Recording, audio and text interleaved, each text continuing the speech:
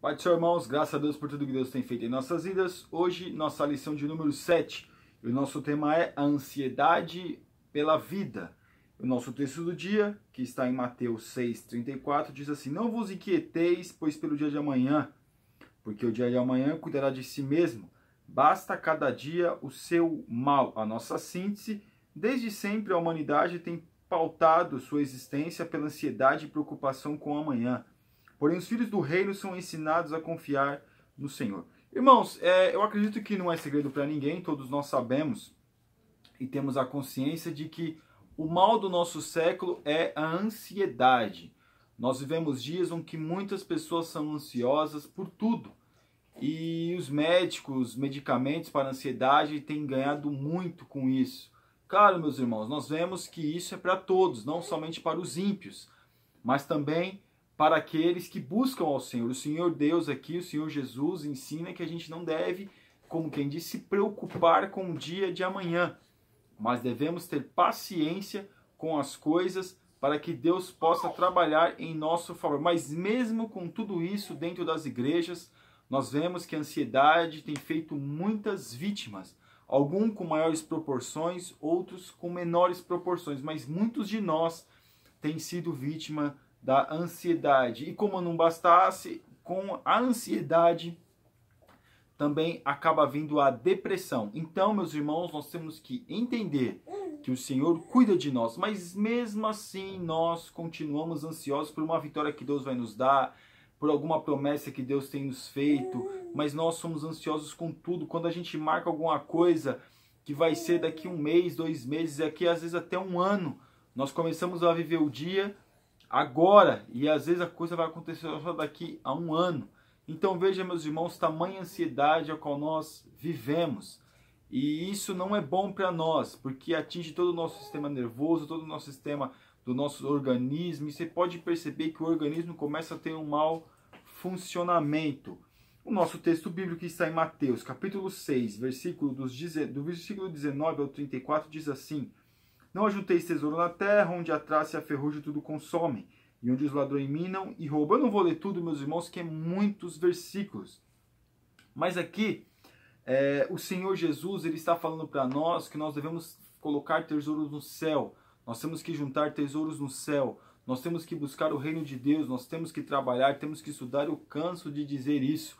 Porém, a nossa maior vitória está em morar com o Senhor naquele grande dia, ou quando Deus assim nos chamar. Mas veja aqui que mesmo assim, o Senhor dá instruções como nós devemos proceder aqui nessa terra. Por quê, meus irmãos? Para nós não venhamos ficar ansiosos com as coisas dessa vida, para que nós não vamos ficar desejosos, porque quando nós, repetindo, médicos dizem isso, eu vi até uma palestra recente do Dr. Augusto Cury, ele falando que a ansiedade leva à depressão. A ansiedade é um caminho para a depressão. Até pregadores mesmo falando acerca disso. Josué Brandão falando que a ansiedade, ressaltando, né, falando também que a ansiedade em extremidade leva também à depressão. Então as pessoas acabam vivendo à base de calmante, à base de remédios fortes, para que não venham estar ansiosas. Então veja que nós temos que nos controlar, nós temos que deixar as coisas acontecer assim conforme a vontade de Deus. Não ficamos preocupados com as coisas do dia de amanhã. Claro, nós temos que ficar preocupados, meus irmãos. Claro, nós nos preocupamos, mas não de uma forma excessiva, não de uma forma desesperadora. E aqui, um versículo aqui: Pois se Deus assim veste a erva do campo que hoje existe, e amanhã lançada no forno, não vos vestirá muito mais de vós, de pequena, que hoje existe e amanhã lançado no forno? Não vos vestirá muito mais a vós, homens de pequena fé? Não andeis, pois, inquietos, dizendo: que comeremos, ou que beberemos, ou que nos vestiremos? Porque todas essas coisas os gentios procuram. De certo, vosso Pai Celestial bem sabe que necessitais de todas essas coisas. Então, meus irmãos, se Deus cuida das ervas do campo, Ele também cuida de nós, que é a sua coroa da criação. Alguns vão dizer, e eu até concordo, que o homem, ele é racional, ele tem livre-arbítrio, ele pode escolher, ele pode decidir por si mesmo. A nossa introdução em continuidade à célebre Sermão do Monte, o mestre passa agora a expor a justiça do reino. Portanto, A que deve prevalecer para os seus discípulos? Nessa primeira sessão de ensino, Jesus aborda pontos básicos do dia a dia que dizem respeito não apenas ao seu núcleo apostólico, mas a todos os seus discípulos que em todos os tempos e lugares aceitarem o chamado para seguir a Cristo. Devem orientar suas vidas de acordo com o que aqui está exposto. Mesmo porque para quem ora e se expressa com a oração do Pai Nosso, nada diferente pode ser esperado. Então aqui Jesus está dando uma continuidade, está ensinando, está mostrando para os seus apóstolos ou para os seus discípulos que como deveria proceder, como deveriam caminhar. O nosso tópico 1, tesouros terrestres versus tesouros celestes. Em qual deles está o nosso coração? Parte 1, o desestímulo ao acúmulo de tesouros terrestres. Em uma sociedade cujo valor maior está em ter cada vez mais e assim conquistar prestígio, Jesus ensina justamente o contrário. Exaurir-se em uma busca frenética para acumular bens terrestres não é uma forma saudável para viver, pois a fragilidade de tais bens, traça, ferrugem e ladrões demonstram claramente tal verdade. Irmãos, é o seguinte, vamos ser realistas e vamos ser bem honestos conosco mesmo. O que mais se faz hoje dentro das igrejas? O que se mais diz hoje dentro das igrejas? Quais são as maiores promessas que se fazem dentro das igrejas? Os desafios que se fazem dentro das igrejas? Não vou dizer todas elas, mas na sua grande maioria, principalmente as que aderem à teologia da prosperidade. Realmente isso. Adquirir bens terrestres, adquirir bem desta terra. Nenhuma delas você vê falando de céu, de galardão, de bens espirituais, nada disso. O negócio é bens materiais. Pois é, você adquirir bens materiais dá conforto, dá, vamos dizer assim, uma suposta segurança, te dá vamos dizer assim, um prazer momentâneo. Porém, atrás-se a ferrugem, consome, o ladrão rouba. Então, meus irmãos, nós precisamos das coisas dessa vida para sobreviver? Claro, mas não de uma forma desesperadora como muitos estão buscando. A todo custo, a todo preço, e se faz desafio com Deus, e se faz de tudo para poder adquirir.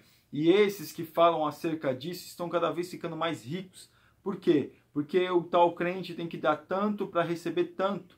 E quando ele dá esse tanto, para quem vai esse tanto? Perceba isso, meus irmãos, que esses estão ficando cada vez mais ricos. E muitos que acabam acreditando, muitos não recebem. Algum outro ali acaba sendo abençoado por Deus ali, vamos dizer assim, né?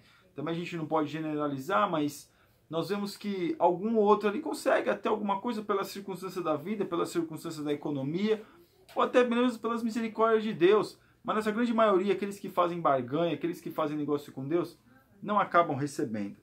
O incentivo ao acúmulo de tesouros celestes. O mestre a destinou a seus seguidores para que dessem continuidade e a levassem adiante. Assim, ser rico para com Deus significa orientar-se pelos valores da justiça do reino, onde o bem é realizado, ou seja, acumulado gerando tesouros celestes que serão revelados ao fim como galardão. Então, meus irmãos, tudo para Deus, um homem rico é aquele que tem bens materiais.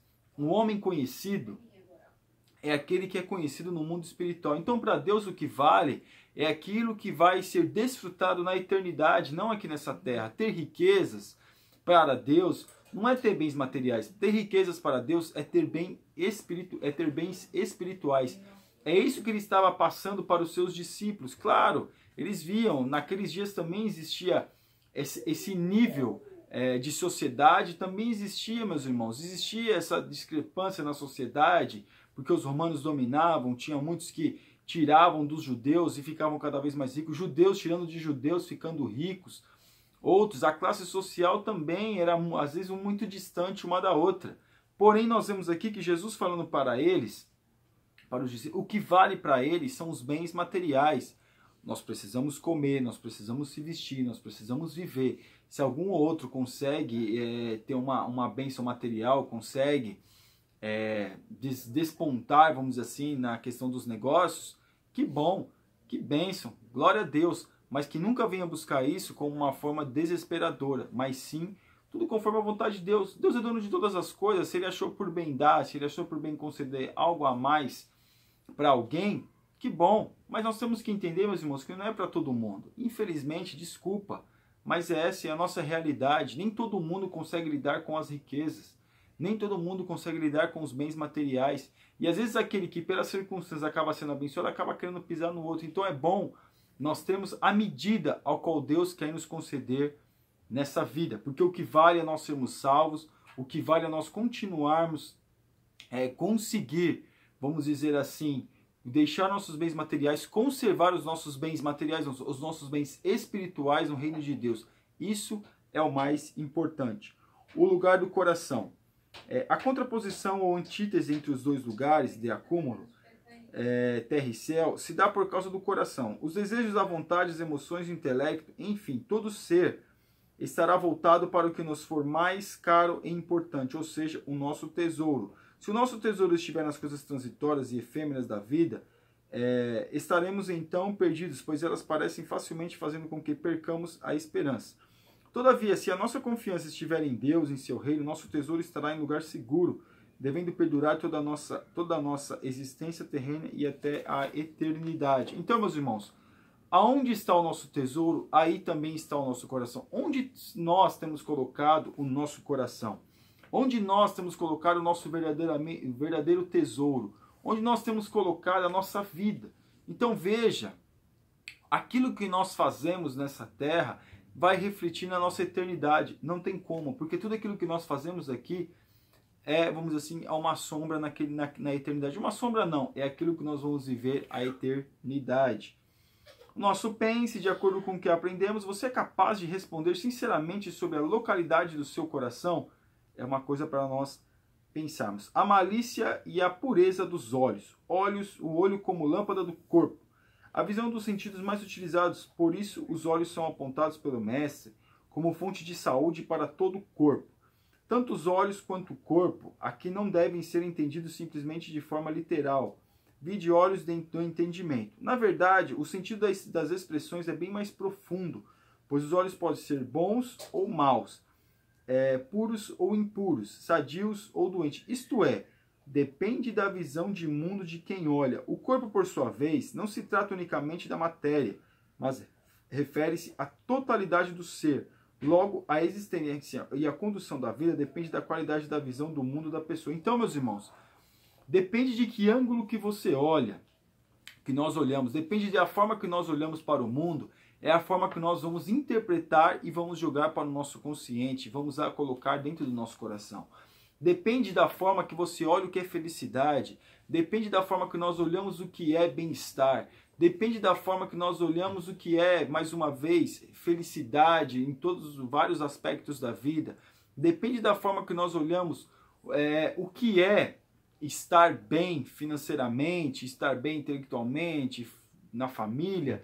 Depende do que nós olhamos, nós precisamos do que nós precisamos para estar bem nessas questões, depende daquilo que nós olhamos, é aquilo que verdadeiramente vai ser a nossa vida. Então veja que nós temos os nossos olhos, para nós enxergamos as coisas, vemos, mas depende de que ângulo que nós olhamos e da forma que nós olhamos as coisas. É assim que nós vamos guardar e interpretá-la para nós. Olhos bons, corpo iluminado.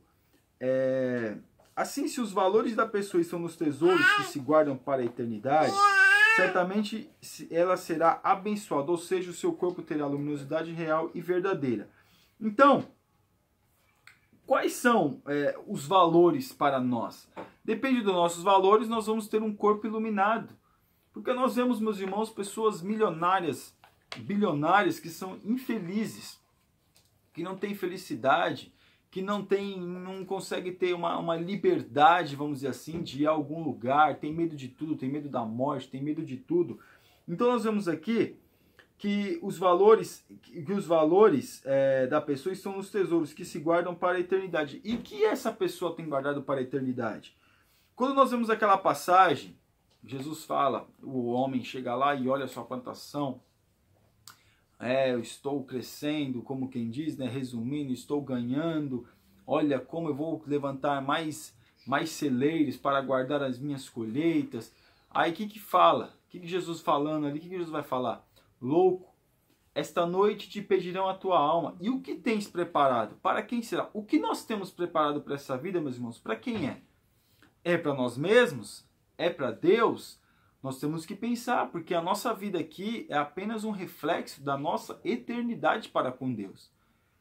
A nossa vida aqui não é nem um piscar de olho diante da eternidade. Então, se nós não estamos pensando na nossa eternidade, é melhor nós começarmos a pensar. Porque isso é tão certo, meus irmãos, que nós vamos para este lugar, que nós vamos para algum lugar. Então veja quais são os valores para nós nessa vida. Dependendo dos valores que nós defendemos, é realmente aquilo que nós somos. Olhos maus, corpo tenebroso. Contrariamente a se a visão do mundo da pessoa for mesquinha e tacanha, ela verá com maus olhos toda atitude de benevolência e generosidade. Se a lâmpada do corpo, ou seja, se o que era para ser luz, vê todas as coisas por um prisma materialista e, portanto, negativo à luz, que deveria haver nessa pessoa são trevas. Tais trevas se tornarão mais densas, posto qual pessoa tende a tornar-se cada vez mais dependente da circunstância e condição social, tornando-se sempre mais obscurecida pelos valores terrenais. Então veja que se a pessoa tem olhos maus, as circunstâncias têm que fazer com que ela venha ter uma saída, ou uma felicidade momentânea, um prazer momentâneo, mas nós que temos o Espírito Santo de Deus, nós sofremos com as circunstâncias, nós sofremos com as dificuldades, porém, nós estamos sempre com os nossos olhos bem iluminados, não tenebrosos, porque dependendo da forma que nós olhamos, vai dizer se nós temos os nossos olhos iluminados ou se temos os nossos olhos tenebrosos, vamos dizer assim. Então veja que aqui tais trevas se tornarão mais densas, posto que tal pessoa tende a tornar-se cada vez mais dependente das circunstâncias e condição social, ou seja, está sempre dependendo. Se eu tiver bem, eu seria uma boa pessoa, mas se eu tiver mal, para mim não dá. E às vezes a pessoa que está bem, ela é uma má pessoa, e quando está mal, acaba sendo até humilde. Então veja que às vezes são questões de vai de pessoa para pessoa. Os dois senhores, a ansiedade pela vida e o dia de amanhã. Os dois senhores. O versículo 24 é contundente e aparece também em Lucas 16:13. O ensino que abre essa parte é iniciado com um por isso indicando a orientação prática do mestre a respeito de se ter uma visão do mundo, cujos valores estão nos tesouros celestes. Não está sendo considerado a questão do trabalho, que deve ser atendido como fonte de sustento. O que o mestre está dizendo é que uma vida que se orienta de forma praticamente idolátrica em relação aos bens ou à sua aquisição, não pode pretender servir a Deus, visto que o Criador não aceita tal divisão. Ou seja, colocar as coisas materiais acima das coisas de Deus. Colocar as coisas materiais acima daquilo que Deus está colocando para nós, né? Parece que é uma busca desenfreada de ficar bem na vida, parece que é uma busca desenfreada de ser bem sucedido. E isso eu não estou falando de pessoas que não são crentes, estou falando para nós crentes, a palavra é para nós crentes, que é uma busca desenfreada para as pessoas ficarem bem. E ficar bem para quê? Será que é para o seu próprio bem-estar ou se é para mostrar para o outro que está melhor? Será que é para o seu próprio bem, para o bem da sua família, ou para se sentir melhor que o seu irmão, melhor que o seu próximo? Então veja, meus irmãos, que nós estamos vivendo dias que são assim. As pessoas parecem que querem ser melhores do que as outras em todas as questões, principalmente no bem material. Se a pessoa comprar um carro, outro vai lá e vai batalhar, vai correr, até comprar um melhor. E quando compra o melhor, faz questão de mostrar para o outro. Até um celular, até qualquer coisa, porque as pessoas parecem que vivem em disputa. Parece que o padrão de você se sentir bem é você ver que você está melhor do que o outro. A ansiedade pela vida. Aqui, meus irmãos, como nós falamos no começo, Jesus aqui, ele está colocando para nós que nós não temos que ficar ansiosos pelas coisas da vida. Pelo que nós vamos comer, vestir, beber, morar. Claro, nós queremos um conforto, nós queremos ter uma vida confortável, uma casa própria. Eu acho que é dignidade de todos nós vivermos numa casa própria, ou temos pelo menos condições de pagarmos um suposto aluguel, quem paga aluguel. E agora, às vezes as pessoas moram de aluguel, mas tem carro. Hoje as pessoas defendem que não pode ficar sem um carro. Eu particularmente preferia morar numa casa própria e andar de ônibus. Mas graças a Deus não é essa a minha realidade. Porém, nós vemos, meus irmãos, que a questão aqui é que as pessoas estão ansiosas pelas coisas que vão acontecer. Deus promete hoje alguma coisa, um bem material, principalmente os bens materiais. As pessoas já estão, vamos dizer assim, já estão gastando dinheiro antes de receber. E às vezes as coisas não vêm no tempo que nós queremos que ela venha, no tempo que a bênção de Deus nós achamos que tem que vir, nós ficamos frustrados e chateados. Por quê? Porque achamos que Deus falhou conosco. Isso é uma coisa que nós temos que entender, que é tudo no tempo de Deus. Então veja que Deus diz para nós, que o Senhor Jesus fala para nós não ficarmos ansiosos com as questões da nossa vida. Todos nós queremos ficar bem, todos nós queremos ter conforto, todos nós queremos morar numa casa melhor. Claro, meus irmãos, sabe o que acontece? O mal do ser humano é que quando ele quer sempre alguma coisa, ele quer sempre algo. Um móvel, uma casa, um carro, ou até mesmo um celular. Mas quando ele conquista aquilo que ele sempre desejou, aí ele vai ter um outro desejo de conquistar algo maior. Ou seja, vai estar sempre ansioso pelas coisas da vida. Nunca vai estar satisfeito com aquilo que Deus concedeu, com aquilo que Deus preparou para ele. O dia de amanhã. Sofrer por antecipação, esse ditado popular resume a ideia censurada por Jesus no versículo 34. Não cabe ao discípulo sofrer o dia de amanhã, pois o Filho do Reino é ensinado que o dia de amanhã deve ser vivido quando tiver se tornado presente. Isso não significa que não devemos planejar e pensar o futuro vivendo uma vida irresponsável, mas é preciso confiar plenamente no Senhor e submeter-se à sua vontade. Irmãos, isso aqui é para aqueles que às vezes antes de acontecer uma tragédia, antes de acontecer qualquer coisa, já está sofrendo, já está se angustiando com uma coisa que não aconteceu, que de repente não sabe nem se vai acontecer. Mas nós nos angustiamos com tantas coisas, nós estamos angustiados com tantas coisas, ansiosos com tantas coisas. Então veja que o Senhor, Ele nos ensina a acalmar o coração. Ao invés de nós muitas vezes pagarmos quantias exorbitantes, como muitos estão pagando, de psiquiatra, psicólogo e tantas coisas, leia esse versículo. Você crente, você irmão, você irmã, leia esse capítulo, que o Senhor Jesus fala para nós não nos preocuparmos com as coisas dessa vida. Tudo está no controle dele, tudo é dele, para ele. E a honra e a glória seja dada a ele, ao Senhor Jesus. Então veja que não devemos ficar angustiados pelas coisas que estão acontecendo, porque tudo, meus irmãos, tem gente que está com medo de morrer, crente com medo de morrer, crente com medo da Terceira Guerra Mundial. Se acontecer, está tudo na mão de Deus. Deus controla todas as coisas, o Senhor Jesus controla todas as coisas, nada passa se Ele assim não permitir. E aqui na nossa conclusão, a mensagem do Mestre, nessa primeira sessão, em que se tratou das coisas básicas do ser humano, é uma só: a orientação da vida. O discípulo não deve orientá-la da mesma forma que os pagãos, ou seja, nos que não conhecem a Deus, visto que aqueles que atenderam o chamado de Cristo devem confiar nele, ao passo que outros confiam em si. Então, nós temos que confiar em Deus, né? Maldito o homem que confia no homem. Quando fala maldito o homem que confia no homem, não é questão de o homem confiar em outro homem, não. É questão de o homem confiar em si mesmo, em achar que o seu braço está à força, em achar que... Claro, nós temos que correr atrás, temos que nos esforçar, mas achar que a questão dele é só essa, que é só ele, que só depende dele, no sentido de que achar que Deus não está ajudando, achar que Deus não está colocando a mão. Nós temos que fazer a nossa parte, Deus vai fazer a dele. Mas veja que nós não devemos confiar, e quando a gente às vezes confia, ai meu Deus, e quando a gente consegue alcançar algo, nós colocamos o mérito todo nosso, foi eu, o meu esforço, tudo para mim e eu. Não, meus irmãos, tudo é de Deus, tudo é pela glória de Deus, tudo é para bênçãos de Deus, tudo é por louvor, para adoração do Senhor. Nada é nosso, tudo é de Deus. Nós não podemos fazer nada, nós temos que fazer a nossa parte. Mas quem faz as grandes coisas é o próprio Deus. Amém, meus irmãos? Que Deus abençoe a vida dos irmãos. Você que ainda não é assinante do nosso canal, está convidadíssimo a assinar, e que Deus abençoe a sua vida, a sua família. Fique na paz, Deus abençoe.